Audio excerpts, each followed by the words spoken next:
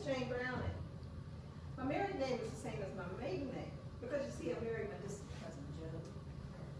My Paul's name was Meshach. Some of you have probably heard of him. Now, Meshach Browning didn't raise no little youngins. He was brought up to have good sense, common sense, real appreciation of nature, wood smart. We were taught to make friends with animals. Now, we didn't make friends with no panthers or such. We wasn't stupid. But we did make pets out of birds and garter snakes, chipmunks. As well as being a hunter, Paul was a poet. He had a real appreciation for language, for nature, and for the Lord. He always said, the Lord moves in mysterious ways. That's what made that event at Spook Hollow seem so awesome. You see, me and two of my brothers saw something down there one night that, well, we didn't know if it was devil or angel, but none of us ever tried it. We was in our early teens. We were living in Sang Run. It was in the early fall. Some friends of ours in accident was having a frolic. Me and John L. and Bill were invited to the party, and they would stay the night so the boys could come the next morning with their friends. So Bill brought his rifle, and Paul said he could spare us 2 horses. The boys rode turnabout. The one that would ride the horse would carry the gun, because we didn't expect to be shooting no game along the way. The path led right through to Spook Hollow, which was near our house. The hollow was reputed with legends of apparitions and strange happenings. And people said their horses always got spooked in the hollow. Being the level-headed kids and pioneers, we never put much stock in those stories. None of us had ever seen anything strange in the hollow, and our horses never got spooked when they was near the place. It was nigh on dusk. John L. was about 20 feet ahead of me. He stopped dead in his tracks. And he said, Bill, bring me the gun. This here's a creature. It's a devil. And I aim to kill it. Bill and I just looked at each other like John L. lost his mind. Then we reckoned he must be joshing with us. So we started calling out responses, but there was something about the way John L. was just standing there that warned us he wasn't playing around. We walked on down where he was standing. The horses about went crazy. It was all we could do to calm him down. And then we stopped. Call it whatever you will. Moon calf, monster. It just sat there on an old hickory wood. Not saying a word. The picture of that being is as clear to me today as it was when we saw it in the 1820s. The creature was about the size of the yearling bear, except having a fur. Skin was all wrinkled and ugly, and it looked like a toad. Sat on its haunches just looking at us, just staring at us. There was no neck to the creature. Its head sat right on its shoulders. I saw its face. And he wept. That creature had a human face. How had this happened? Bill called out again, or John L. called out to Bill again for the gun. He said, Bill, bring me that gun. But Bill said, he was a little more insightful. He told John L., no, John L., it ain't hurt nothing. So we walked out of the holler. We could hardly get the horses through there. When we got to our friend's house in Accident, John L. talked nonstop about that creature. But Bill and I said very little, except to agree with John L.'s description.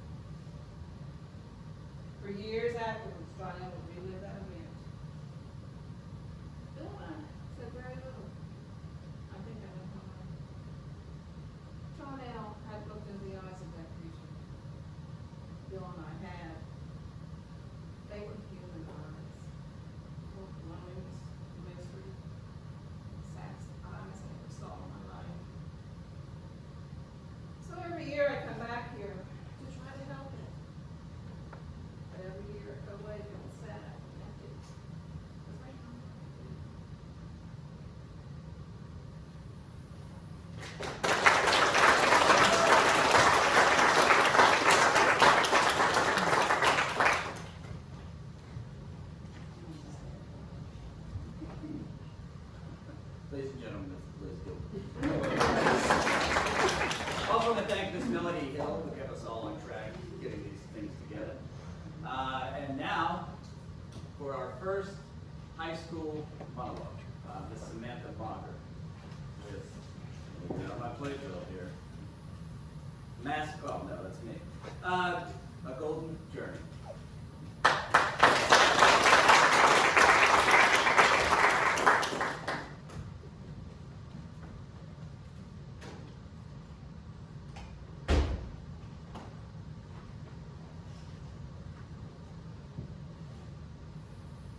We first heard about the gold in 1896. Didn't think much of it at first. It's far away and probably just a fool's dream to chase. But boy, the fools love dreaming. We kept hearing stories, and then Schweitzer began writing home to the Republican about his experiences, and we started to think it might be something. It's one thing when it's just hearsay stories, but it's another when a real live person in the newspapers writes about it. That was when we began to dream. Gold fever, some call it. Others might call it greed. Whatever it is, it's a powerful force when it gets in your dreams.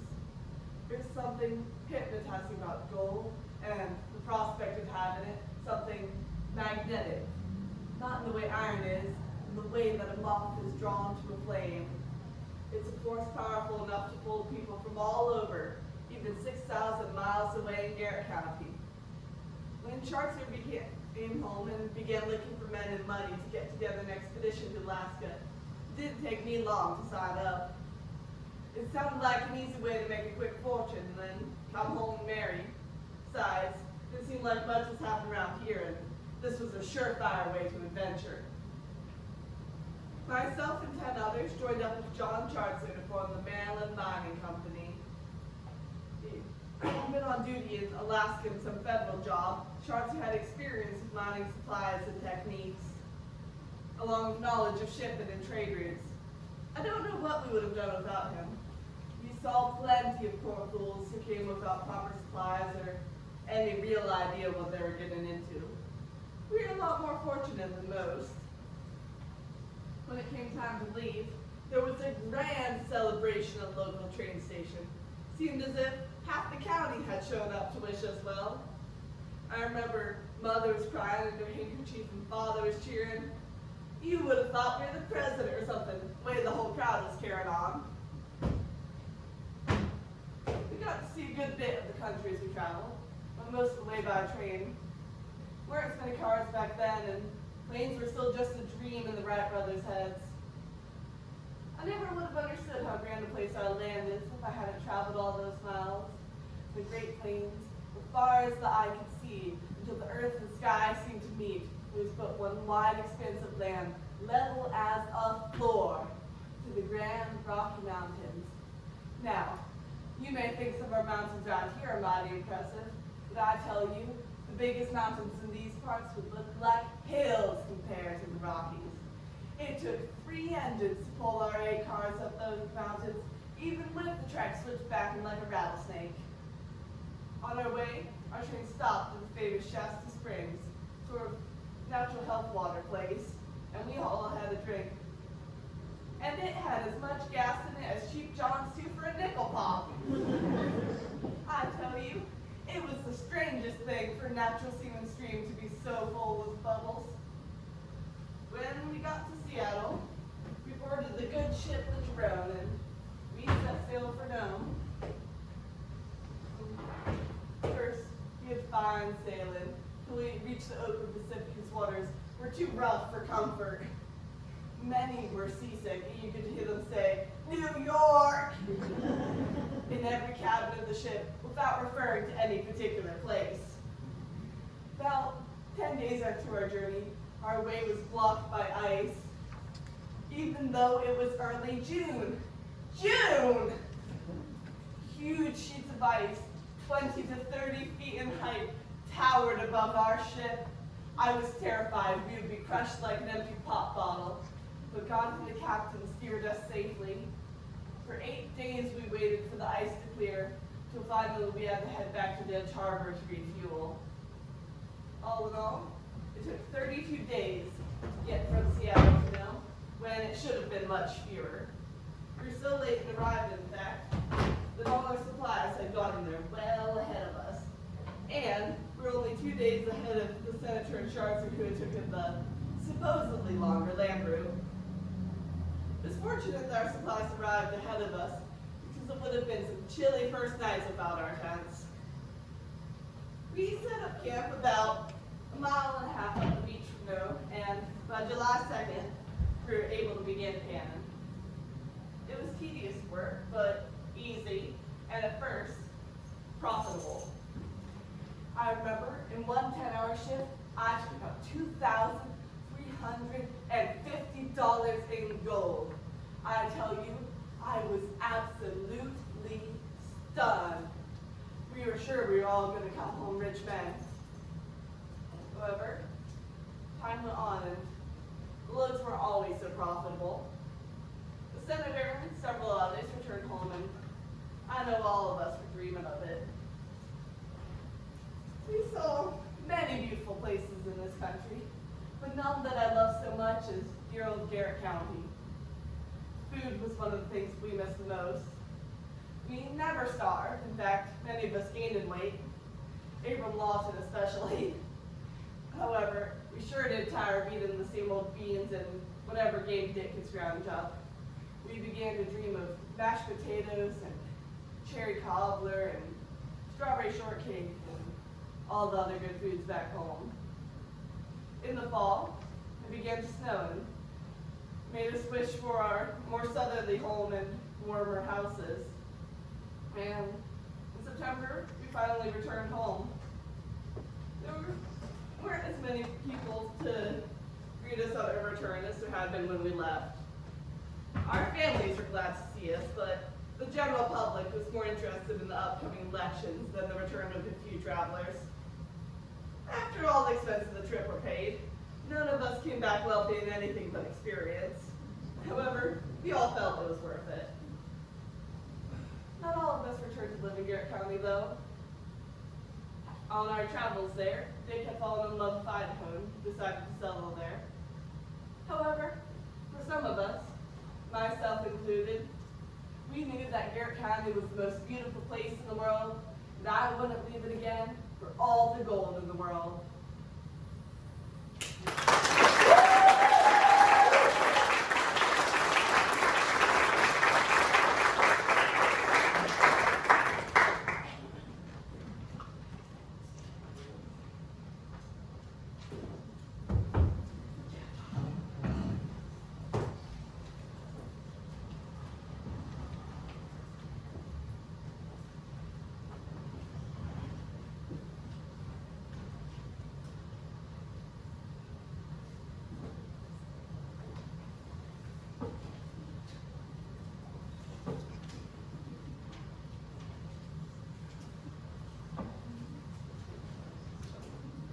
I'm also the stage crew. I gotta give the judges a few minutes to write their stuff down, so. Oh, thank you.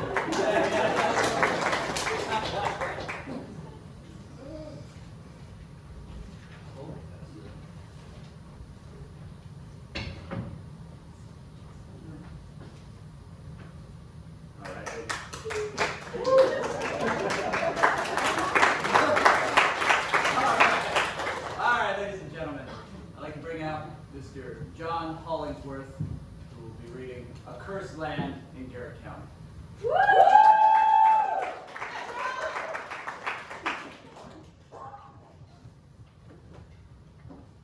Hello, I'm here today to tell you all the tale of a plot of cursed land right here in our very own Garrett County. This piece of land was passed down through generations until finally I acquired it. But let's not get into all that right now. Let's go from the beginning.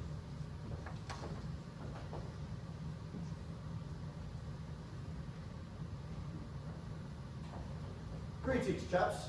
My name is Joshua Browning, and I am here today to tell you the tale of how I escaped the wretched land of Great Britain to end up here in your heaven on earth, what you all call Garrett County.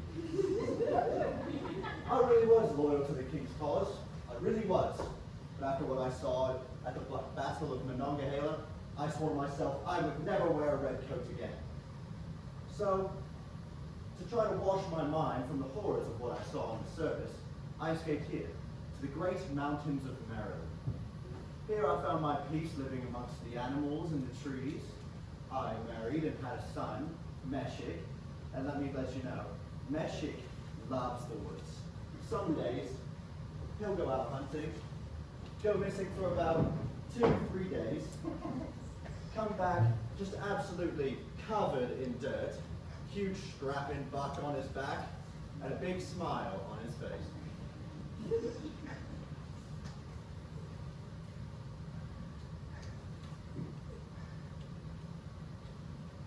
Howdy folks, it is myself, Meshik Browning. Yes, that Meshik Browning, 44 years a hunter. No? Maryland's most famous frontier hunter? No one? Well, since you all don't seem to be outdoorsmen yourselves, let me introduce myself. I came here to live in what y'all call Garrett County when my father fled the war. And even though he deserted, everything he learned in the service was passed down to me. I learned the ins and outs of a rifle and how to shoot it. And much to my father's dismay, I actually enlisted in the service in 1812, but I quickly learned it was not for me. So I came back here, doing what I love most, which is hunting. I'd say in my life I killed anywhere around 2,000 deer, 400 to 500 bears, and I'd say I got about 50 wolves and bobcats in there as well.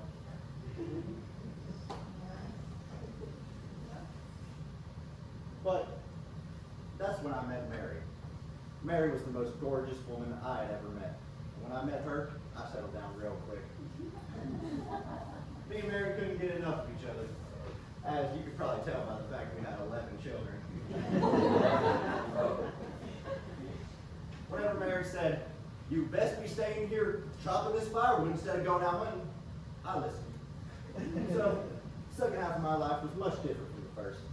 Instead of sleeping in holes, tracking a bear, I made beds and I washed dishes. It was nice.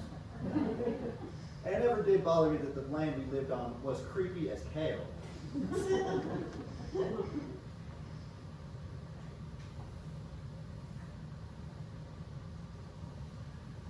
Hello folks, my name is Joseph Friend. You might be wondering how I fit into this story. Well, I'll tell you. I married Rachel Browning in 1823, daughter of the legendary Meshach Browning. So, therefore, I inherited his land.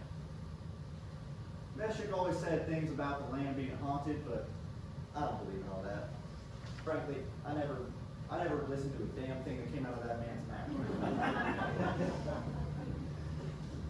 So, that was until the incidents.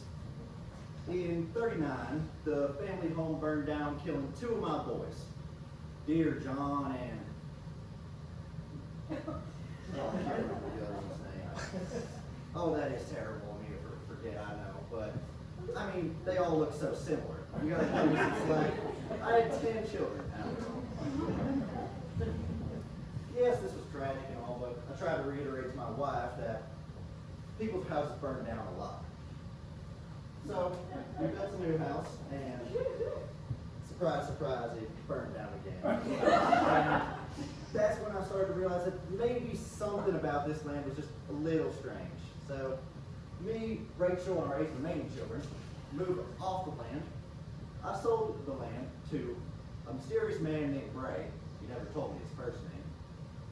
When I told him that the land was haunted, he didn't seem too concerned. But I wish him the best.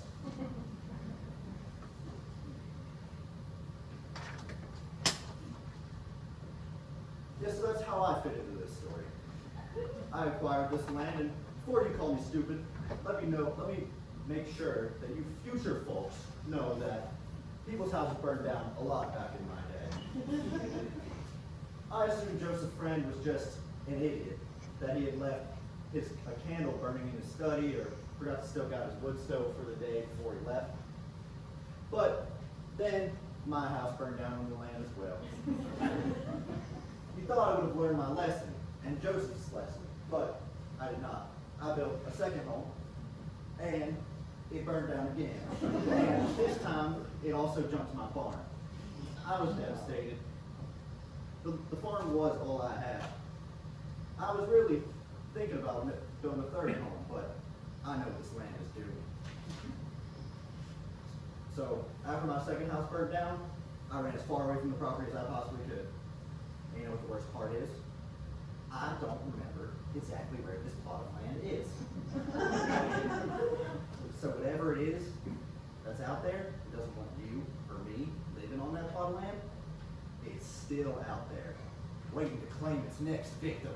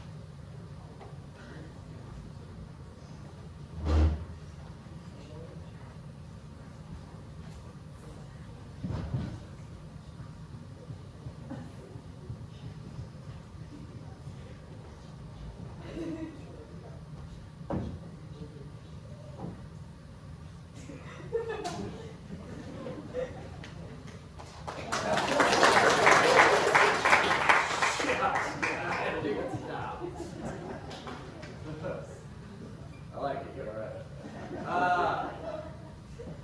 You ready up there? All right, ladies and gentlemen, Miss Savannah Hamilton doing Death of a Doctor.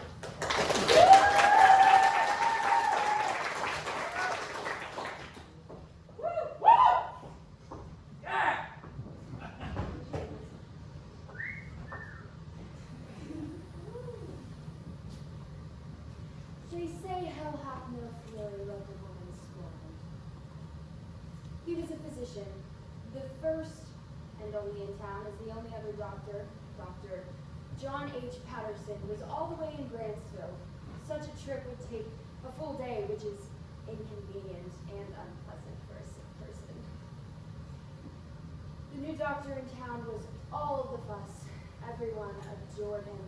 He either had the physical cure or the knowledge for every ailment imaginable. He was adored by everyone. Dr. John Kahn set up his office between 2nd and Oak Street. Every single person, including myself, held the optimistic belief about this man, as they did for every newcomer. He was a quiet man, focused on his work, but he was young and capable. Being a young doctor with a mysterious past, all the women swooned over him. You might think I was attracted to Dr. Kahn just as all the other women, but I was very different from all the other women. Unlike all the other women in town, I was young and attractive, like the doctor. See, I lived across the street from Dr. Kahn's office. I lived in the apartment above my husband's general store. From the window of our room, I could sit and observe every one of Dr. Kahn's comings and goings.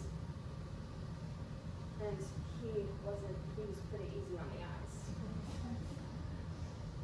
After a while, I got tired of sitting and observing and decided to pay the doctor a visit. My husband, Cornelius, was none the dollar to this fact. He was too interested in running his general store and barrels of flour than the details of how I spend my time. My husband and I don't agree on much. This is probably due to the fact that Cornelius is years above me in age. We don't agree at all, so we spend most of our time doing our own thing, pretending the other is non-existent.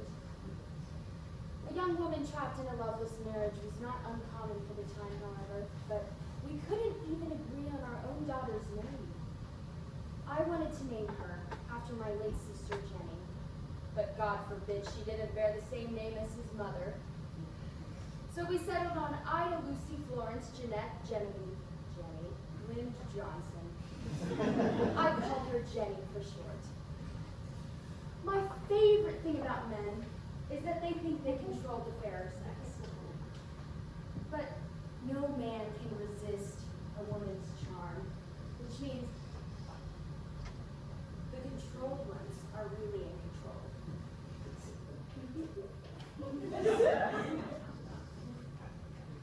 I started visiting Mr. Dr. Khan every week for ailments of mine or my daughter's. As time went on, I started having ailments in more promiscuous places for Dr. Khan to examine. As time went on, the glimmer in his eye told me I was getting somewhere and we would have to be more discreet as time went on. Unfortunately, I was terribly mistaken. It was a Wednesday afternoon. I was on my way to one of my appointments with Dr. Khan. Everyone around me was whispering. All the men and women were looking at the ground and quickly looking away from me as if they hadn't been staring. I went up to one of my friends because I was rarely the last to know of the town's gossip.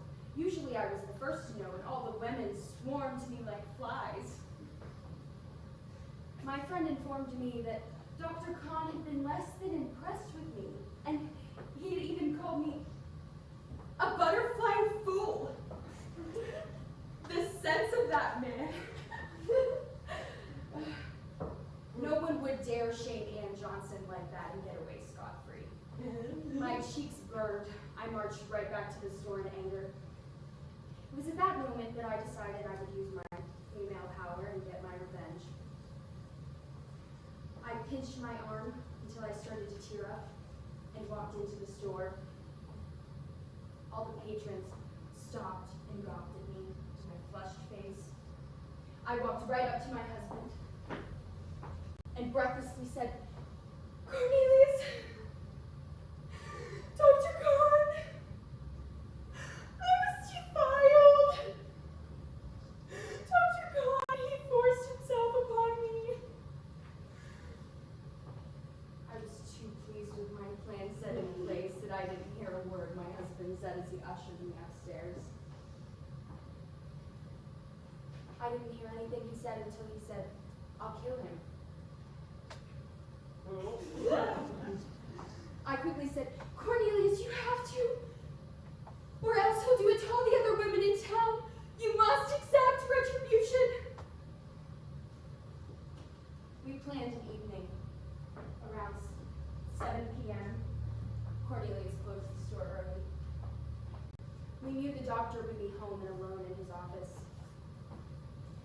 Cornelius waited for me upstairs with his muzzle loader at the window. The doctor came in. He walked into his office, but before my husband could shoot, Marquis Perry walked in behind him. My husband put his muzzle loader down, muttering to himself that he couldn't do it. Before he could stop me, I picked up the muzzle loader. I aimed. Before he could take the gun away, I pulled the trigger. One shot. The doctor fell to the ground.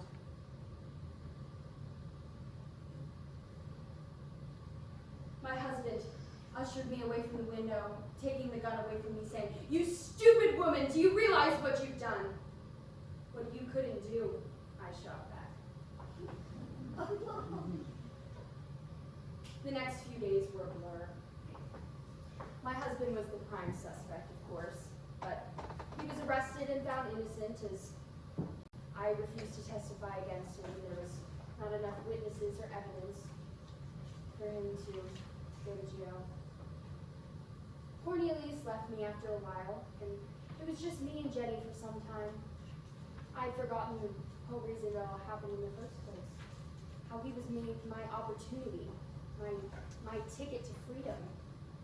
He had been from the city, and I was going to use him to get out. Finally, I remembered the reason I did it. One day I took all my things and dropped Jenny off with the neighbor to run some errands.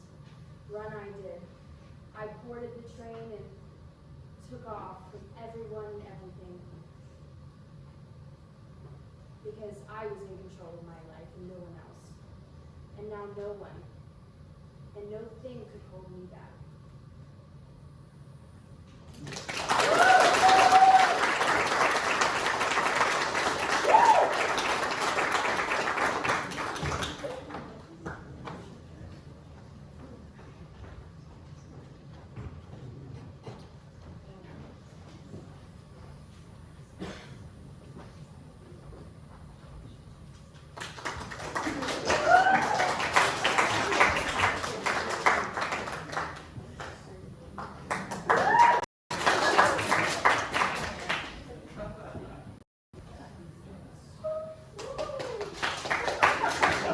Now hold that applause.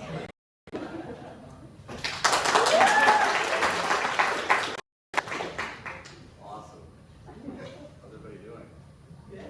Halfway through. Feels good, right? All right, ladies and gentlemen, Miss Savannah Garlett with Suffragettes.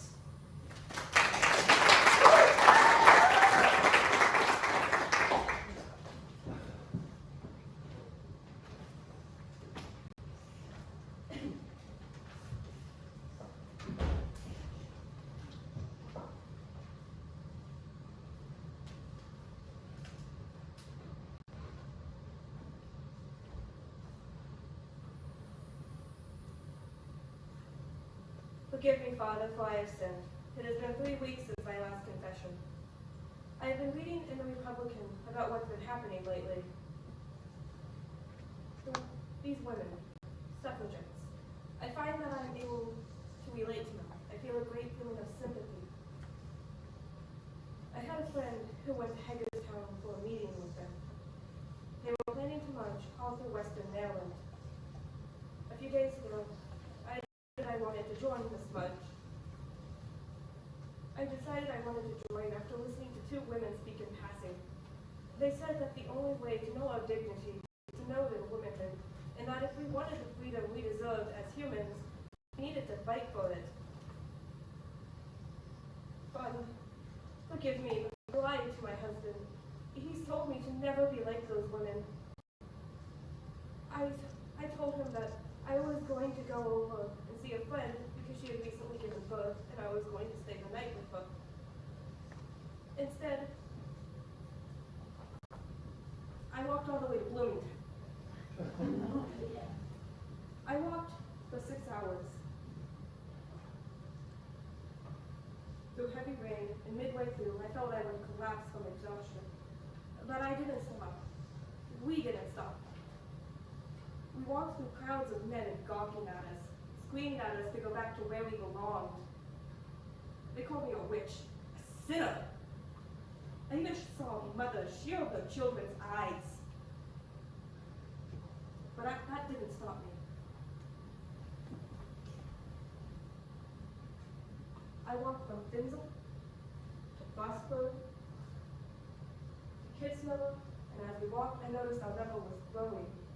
South Run, Mount Lake Park, Deer Park. A man from there even celebrated our lunch.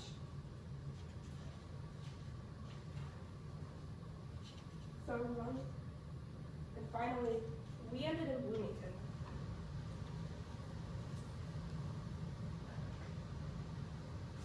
All of this we did in heeled boots and dresses. And as I looked around me, I saw men wearing clothes that were far more suited for the smudge. They didn't have to fight for their lives, and if they had to, it would have been far easier for them. I've never felt so bitter towards one group of people. Despite all that, I find what we did worth it. The women I met, they were scared of being abused. Some of them even watched their own mothers die from it.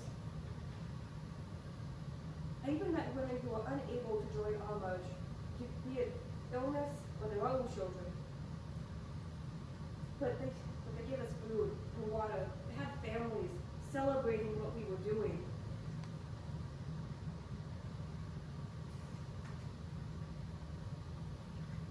Father, I believe I deserve rights.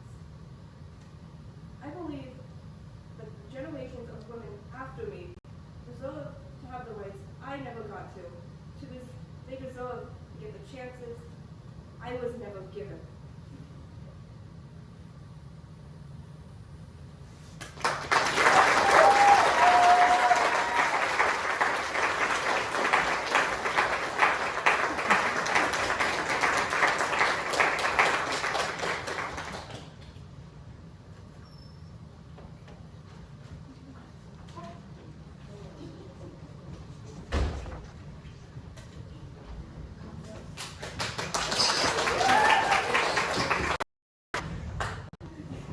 You're an easy crowd.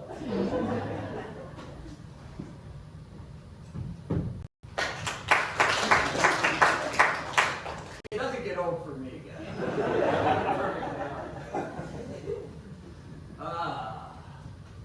So, how's everybody doing? Nice. Oh, I'll tell you one in a second. Ladies and gentlemen, Mr. Ace Savini with the trial of Tyler Frost.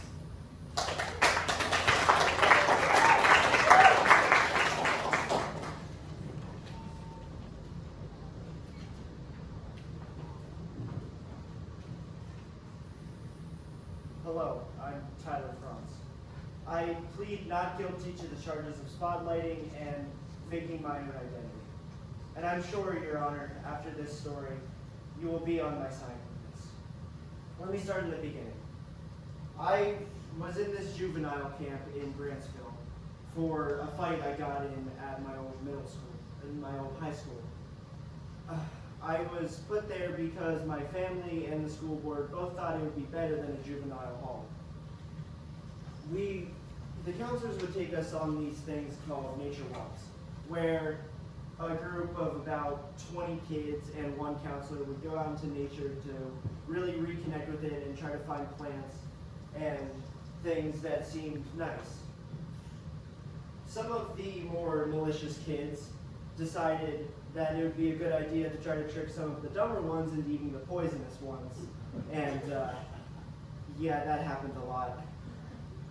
When I was walking around, I saw a plant I really, really liked, and I looked at it for a few moments. But when I looked up, my group and my counselor were gone. I didn't know where to look, so I aimlessly walked the woods for a few hours until I saw headlights out in the distance.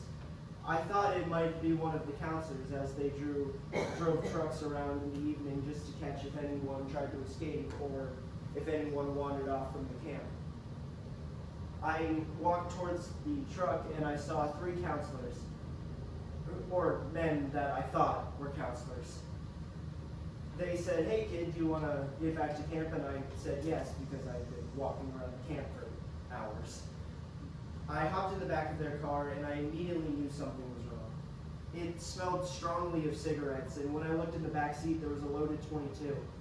And as soon as I hopped in, the 3 men started to laugh, and when I tried to open my door, it was locked. Now, I was really nervous and I didn't know what to do, so I asked them what was happening. And they told me that they needed me to go get them a hunting license so that if they got caught later, they wouldn't go back to their camp. See, they were from a neighboring camp, and they disguised themselves as counselors and stole the truck. They started driving down this road at an enormous speed, probably about 80 miles an hour, and I thought I was going to die. While we were on the road, we passed my house, and I thought that that was the last time I'd ever see my house again. We drove to the DMV, and they pulled in and told me to go inside. I went inside, and the fluorescent lights blinded me as I entered. I went up to the clerk and I told them my name, and they asked me my address and and how old I was. I said 17, and I was waiting for them to verify all the information when one of the men from the truck entered in and started to ask what was taking so long. The clerk behind the counter immediately recognized that it was someone from a neighboring camp and told them to stop where they were and that they were going to call the police. The man quickly grabbed my arm and we ran out and tried to get into the truck. But the driver, as he started to start the truck, it wouldn't start. So they started panicking and they yelled at each other, asking what they should do and where they should go. When the person who yanked my arm yanked me out of the truck again and started running. I heard at least 2 police sirens in the distance and I knew I was done for, but I just started running faster and faster, but I couldn't outrun the cops. They tackled me, and here I am today, Your Honor. I hope that after this story, you can recognize that I have done nothing wrong, and these men are wrong to bring me into this situation. Respectfully, Tyler France.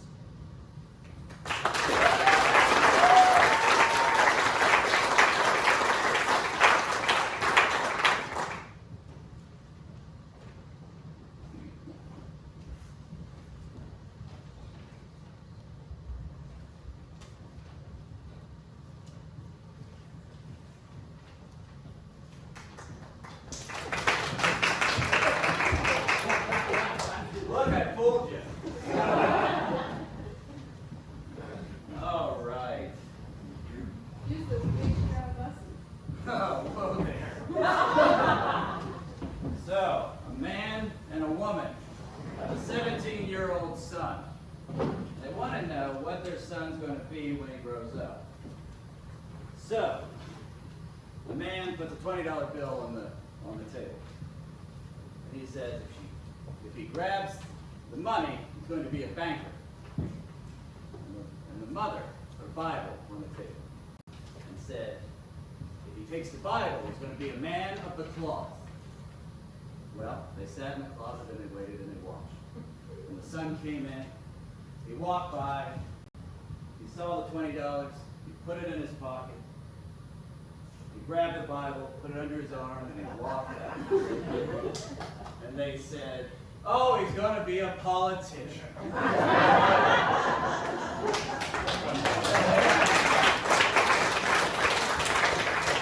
All right, ladies and gentlemen, the last student monologue of the night, I'd like to bring out Miss Alexia Wolf with the robbery in Kitzmiller, I believe.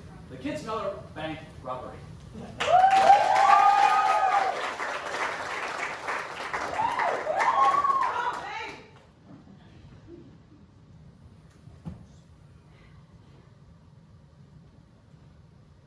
Ever since I was a boy, I always received ass end of the stick. It just seems the way the world works never goes in my favor. But the story I'm about to tell y'all is the icing on top of the cake. My name is Paul Neff, and this is the story about how me and my gang robbed that little town of yours called Kitzmiller. My gang was made up of 4 gentlemen. Myself, my brother Dave, who ever since we was reared up together was as plain as a saltine cracker, but boy could he work wonders behind the wheel. Boots. He was more of the brains of the operation, except for that one time when we was trying to make a getaway and he thought the best idea was to just shoot everything, which ended up being effective, but that's not what we're about. Then there was Boots' cousin, who we hired because we needed an extra set of hands, but he ended up getting nabbed in Charleston for another burglary. He was pretty trigger happy too, runs in the family. Anyways, our plan was for the 3 of us to do the robbing part while they waited in the car. But since we was down a gal, we had to do some improvising. So we went into the mine shaft looking for help. We started looking in the morning, and I swear to our Lord and Savior, Jesus Christ himself, that we asked every single guy in there. John, Dawn, Bill, Will, Jim. I even asked a guy named Buckwheat who turned me down. Buckwheat, you have got to be kidding me. I was sure that he would be interested in making a buck, but call me a fool. Lunchtime was coming up quick, and we had to find somebody fast. And I knew that our only other option was some guy named Mallard. Now, they called him Mallard because he was as duck-footed as Charlie Chaplin. I've been watching this guy for the past couple days, and let's just say he wasn't the sharpest tip of the iceberg. I even considered scrapping the extra set of hands completely, but Boots so kindly reminded me that it wouldn't work with just the two of us. So I went over to Mallard, and I asked him if he would be interested in making some dough. That boy looked right at me and said, "Yeah, I have a real good family recipe, but I'm gonna need some compensation." That boy thought that we was about to open up a damn bakery. I thought to myself, by George, Boots better be right, or else this is going to be a total disaster. So I told Mallard the plan, gave him a revolver, and we all covered our faces in cork as a disguise so we would blend in with the local miners. We all had specific jobs. I would gather the money, Boots would cover the cashiers, and Mallard would cut the phone wires. An easy job for the new guy. The plan was foolproof. So we followed the miners up to the diner to scope out the area. Now, me and Boots was trying to keep a lower profile, you know, since we was robbing a bank and all. But who do I hear behind me gabbing his jaws? It's Mallard talking up some blonde waitress. I walked over to that boy, I grabbed him by the collar, and I said, "Zip your lid or else you are getting none of your compensation." Amateurs, I swear. Finally, it was go time. So we left the diner, walked across the street, opened the door to the bank, pulled out our revolvers, and it was like clockwork. Everything was running smoothly like a well-oiled machine. Boots was covering the cashier, who was wailing like a damn banshee. So I turned around and I told her that if she didn't shut her mouth, I was going to cap her in the head. Then she fainted. I have no idea why. Anyways, then the bank teller came from around the corner when he heard all the noise. Mallard covered him while I gathered the rest of the money. We had to get out of there, and fast. So we left the bank and started running down the road. We were jingling and jangling over the bridge as we went into good old West Virginia. When we finally got over the bridge, we went down the railroad tracks a ways and went into the woods. We were hooting and hollering like a bunch of schoolgirls jumping up and down. I swear one of them boys was about to kiss me. And then we heard a noise. So I tiptoed over to the tree line, peeked my head out, and saw a well-armed posse coming right our way. We were in a tight spot. So I looked at Boots and I said, "Think of something, and fast." He was thinking real hard, like he had his forehead scrunched up and everything. I went back over to the tree line to see if the posse was advancing, and then BAM! Shots fired! I will tell you, I have never dropped so fast in my whole damn life. There were shots firing this way, that way, everywhere. We were in a full-blown shootout. I swear to God, I saw Mallard cap a guy in the arm, leg, and smack in the center of the forehead. Then BAM! Judas Bruce! I was shot right in the chest. Knocked the wind clear out of me. Luckily, I had my trusty little Bible in my jacket pocket, or else I would have been deader than a doornail. So Boots got me up, and we started running through the woods. Then here comes Dave to take us to the getaway car, wearing a bright red sweater. It was like he was trying to get the cops to find us. So Dave led us to the getaway car. We chucked our earnings in and jumped in after him. We were all ready to go. And then the truck began to stall. Dave looked at me and said the truck was way down too much. So I looked at Dave, then at Boots, then back at Dave, and then we all looked at Mallard, who was staring aimlessly out the window at a butterfly.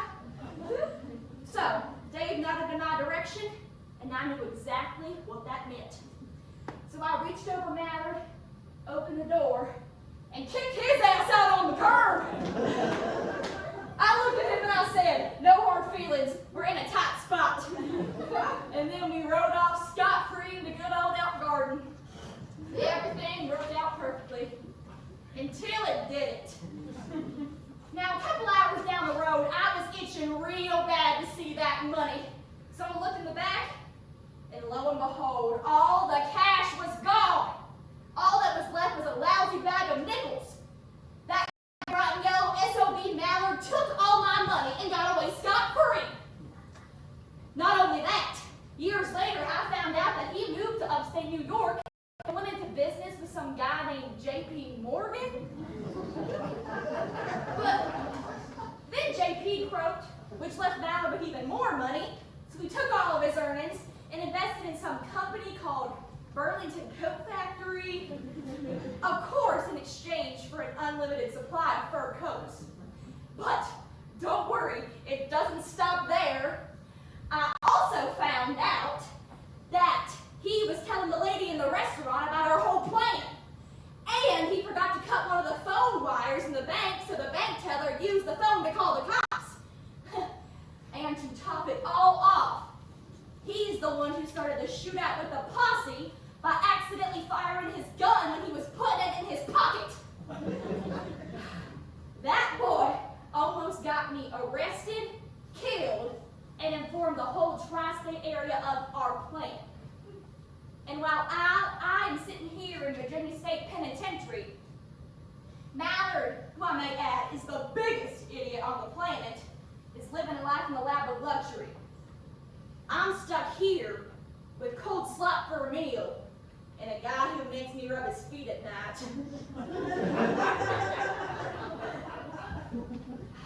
Like I said before, the way the world works never goes in my favor.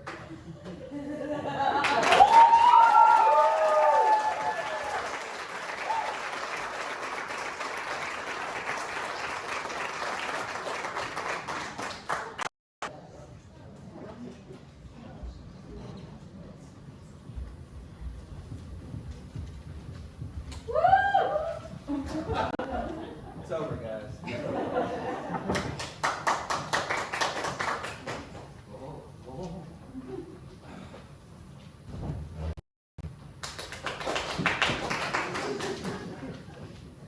Oh.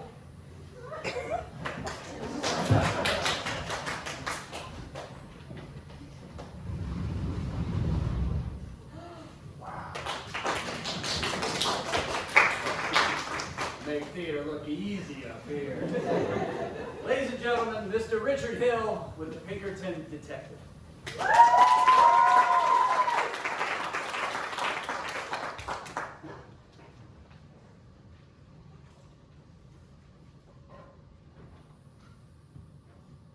Gentlemen, you may be seated.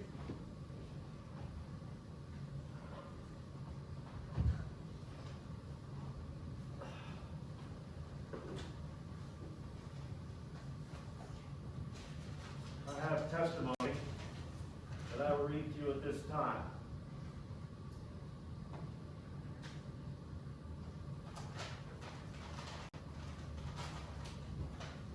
My name is Brian Connor, and I am a Pinkerton detective. I've been a Pinkerton detective for 13 years. In 1863, I was conscripted into the 131st Pennsylvania Light Artillery as a first lieutenant.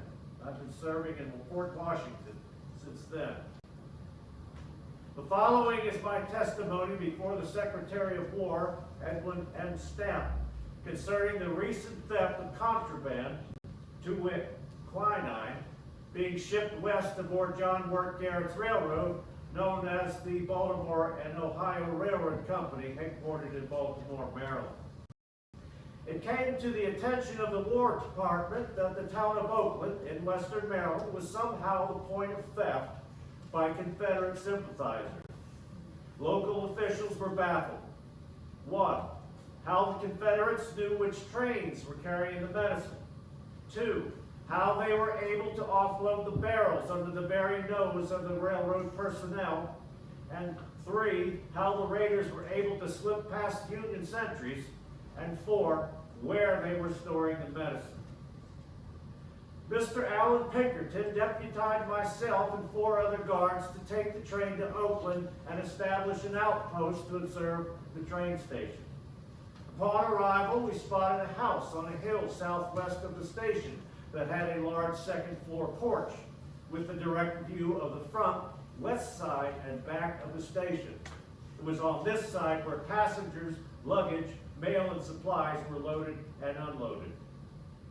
We approached the house and were met by Miss Amelia Meyer, a newly arrived German woman who recently bought the house and rented out rooms.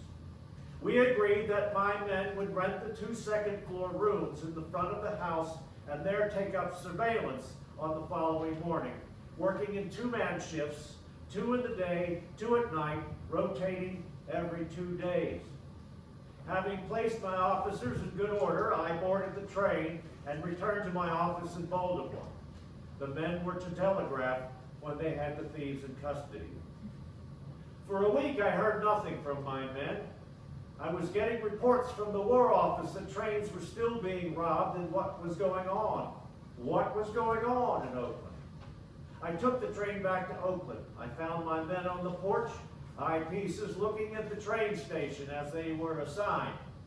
They informed me that they were keeping a constant watch and had seen no sign of the Confederates. I decided that I would take the day shift myself. In the morning, all became clear. Excuse me.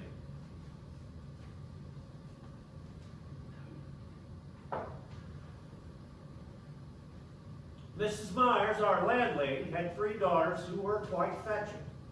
At 10 o'clock each morning, one of the 3 would emerge from the house, set up a wash tub of water, strip down to what nature gave her, and commence to bathe, which on this day took 2 hours. This, of course, captured the attention of my men for the duration. Looking up towards the train station with my eyepiece, I observed masked men loading barrels on a horse-drawn wagon. I voiced an alarm, and my men and I followed the wagon at a distance as far as Petersburg, Virginia. The wagon entered the barn, which we immediately surrounded with drawn carbines and ordered the men out. They complied with their hands up. We arrested them and bound them to their wagon and took them to jail in Cumberland, Maryland. We questioned men who seemed happy to tell us the story. It seems that someone high up in the B&O organization was tipping them off as to which trains had quinine. That way they could rob the correct trains at their leisure and not have to hit every train that went through. The telegrams they received in Petersburg were only signed J.W.G. We went back to arrest Mrs. Meyer, but found that she and her 3 daughters had vanished without a trace. We also never could track down the official at the B&O Railroad with the initials J.W.G. The only evidence that we had was a Confederate $10 bill, and you can see here the initials J.W.G. Later in 1872, long after the war was over, the county was named after John Quirk Garrett. Thank you, ladies and gentlemen, for listening.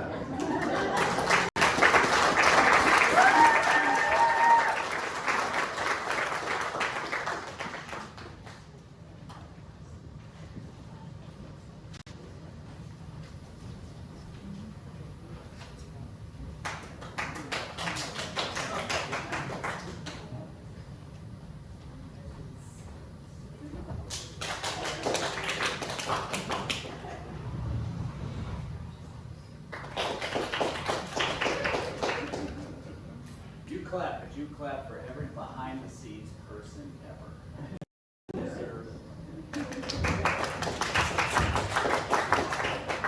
Speaking of this behind-the-scenes people, there's a change to the running order of the last 2. My wife, who has just become a doctor, has forced herself to go next. Seriously, though. Next up is Dr. Jen Burtz with the heart. What the heart wants. The heart wants. The heart wants what the heart wants.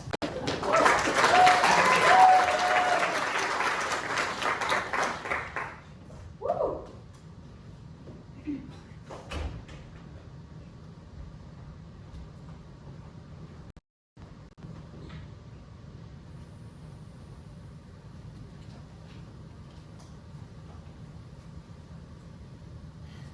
Heart wants what it wants.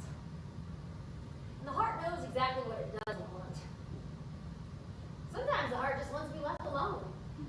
Be young and free. At least that's what I thought when I was 13. And my pa married me off to Mr. Mason Jacobs. And some folks said I was lucky for marrying a man 30 years older than me. Said he'd be a wise man. But I was ornery. And Mason had no idea what he was getting himself into. But my pa, he knew exactly what he was getting rid of. So off I was, shipped off to Hagerstown for the price of 40 acres. Now Mason, he wanted himself a son. He made that abundantly clear on our first night together. It was the worst night of my life. The words kind and gentle were never used to describe Mason. And after a while, when it became clear that I was not going to be able to provide him a son, well, his attitude towards me changed. He began to show his true colors. Shades of black and blue, if you know what I mean.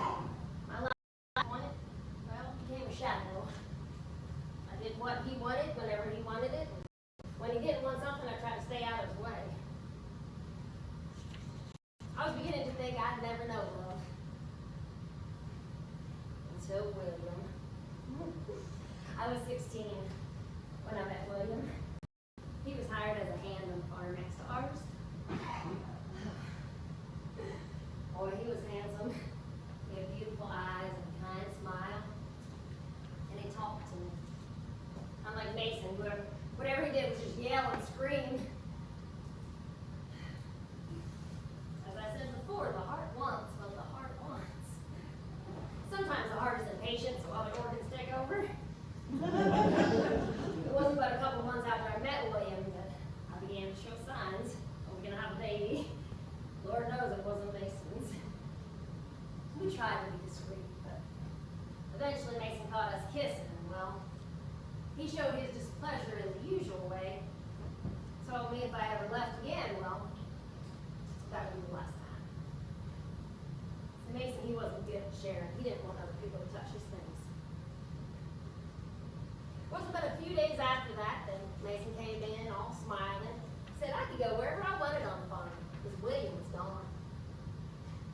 Now William, he didn't want to be a farmhand his whole life, so he'd gone off and followed General Braddock off to fight the French and Indians.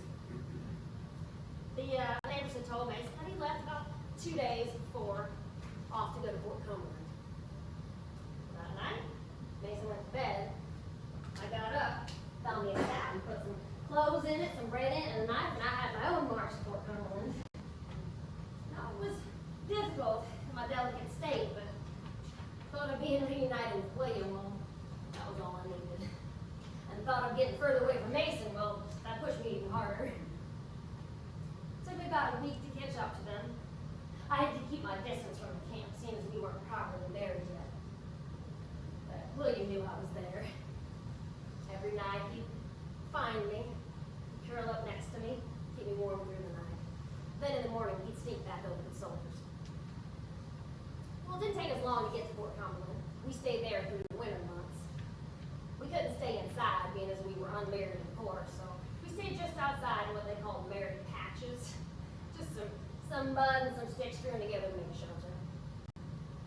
During the day, William would go into the barracks and he'd steal what food for me that he could. And he also made traps for rabbits and other little critters.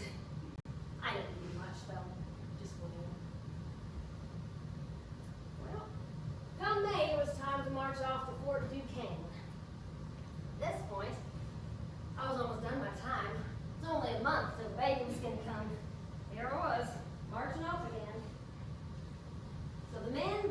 march in front and the women follow behind it. And we can get no food, no shelter, just the washing and the mending and the privilege of following behind. Or we could just march on home. Well, as you know, home was not an option for me, so my only direction was north. Now, we had gotten into a patch of land called the Shades of Death. I was getting powerful hungry. I didn't think I could take another step. That's when I heard the horse come up. There was an officer, came right up on horseback. Now, the officers, they didn't used to talk to the women folk, but this one, he stopped and he held out his hand, and it was a handful of jerky. And he just said, I think you need this more than I.